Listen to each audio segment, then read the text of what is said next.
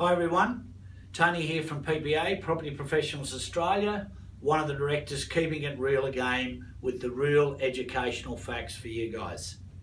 Today we're going to talk about renovating for profit and what you really need to know to get it right. Firstly, you need a plan and you need a budget. It might seem obvious to a lot of you, but a lot of people go in without having a real plan in place to know how much they're going to spend, how much they can comfortably borrow, and what's the end goal before they even start. How much do they hope to make out of renovating the property, whether they're flipping it for profit or building equity and renting the property out to leverage from later. You need to start with a good plan. And then we need to look at timing and location for that particular city or region or town you're looking to invest in. Where is it on the property cycle? Where is the demand coming from that's going to increase your return on investment? We need to look at those fundamental elements first, the economics of the area in the micro position. And then from a micro point of view, where within that city, right, or regional town, whatever you're investing in, are you likely to get the stronger demand? Where is there some inbuilt equity growth, right? Some intrinsic value that's coming from new infrastructure or existing infrastructure creating jobs. Where's the uplift coming from? And then we need to look at purchasing a property that is in more demand for that location, like it might be that it needs more townhouses, it needs more 3-beddy or 4-beddy homes. So target something that's in demand from a micro point of view and look at something that's way under market value, that's got good structural integrity, good bones, but it's under market value. So you need to look at, that's why the plan's so important at the front end. You need to look at, okay, I want to make 100,000 out of this property, hypothetically speaking. So if I buy this property that I'm looking at and I put, I do these certain renovations that I'll come to in a minute, I might realise about 100 grand. So you need to be looking at something well below the medium. Example of that, 4-bedroom home, the average price point in that location may be $500,000. You need to be looking at something getting in at around 400,000 with good structural integrity, because the moment you start spending structural money, it gets really expensive, all right?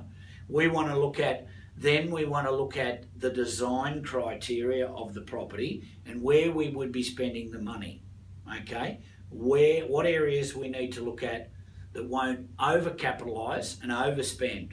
And as a rule of thumb, areas that really gain good resale and good rental are your kitchen, your bathrooms, your outdoor entertainment areas, and storage. Don't forget storage. And we don't want to overcapitalise, so we need to look at the area and what that area demands.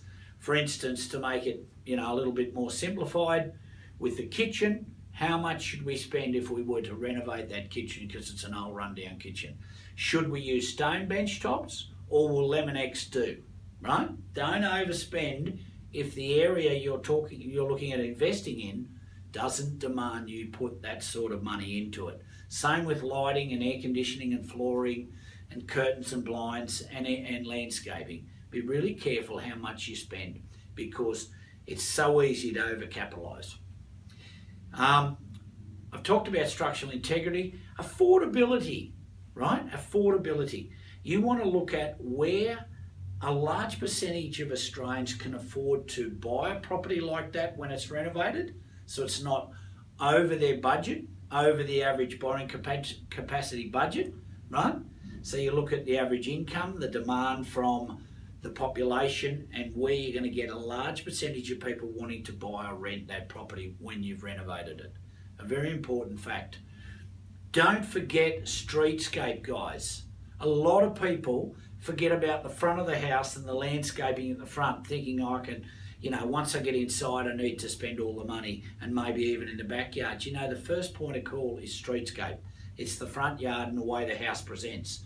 So don't forget about making it appealing at the front, welcoming at the front, because Have you ever been to a house to either rent or buy, looked at the front and said, oh no, it's pretty average, I'm going to keep driving? I'll bet you have. Most Australians have. So don't forget about that. It's a big one. Experience.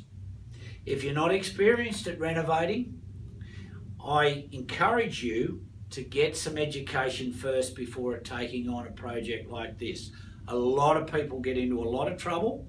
I've seen a lot of divorces even from people doing major renovations without the experience and not realising how long it's going to take, the money they're going to have to spend. Again, it comes back to a good plan and a good budget. So do that up front and realise how much work and a realistic time frame to complete that in. Remembering trades won't always turn up on time for you when it's a one-off.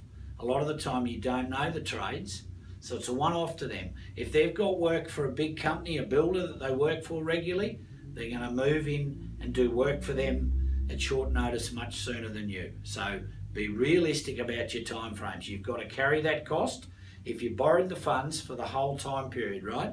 So be realistic about that from the start when you set your budget and your plan. Good advice.